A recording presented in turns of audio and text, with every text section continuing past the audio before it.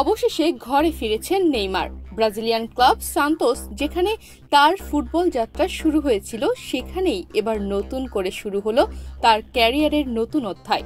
আনুষ্ঠানিকভাবে 6 মাসের চুক্তিতে ক্লাবটিতে যোগ দিলেন তিনি। বার্সেলোনা, পিএসজি, আল হিলালে প্রায় এক যুগ কাটিয়ে দেশের মাটিতে নেমে নেইমার বলেন, সান্তোসকে ভালোবাসি, কিন্তু প্রশ্ন উঠছে সেই ভালোবাসার টিকবে কতদিন।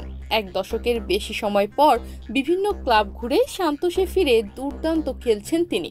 শৈশবের ক্লাবের জার্সিতে তাকে দেখা যাচ্ছে সেই চেনা ছন্দে।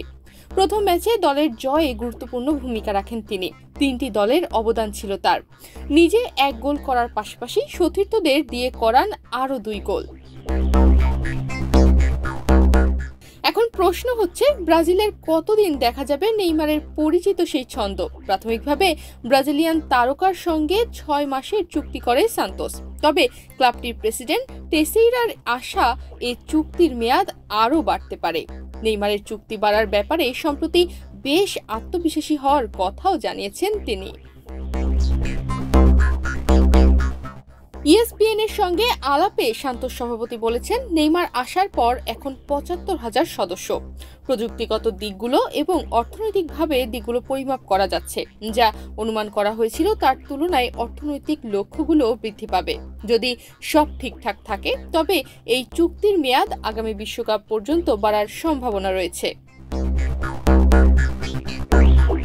আপাতত 6 মাস থাকা নিশ্চিত হলেও এরপর নেইমারের ভবিষ্যৎ কি তা এখনো নিশ্চিত নয়। গুঞ্জন আছে গ্রীষ্মেই দল বদলে নেইমার হয়তো আবার ইউরোপেই ফিরে যাবেন।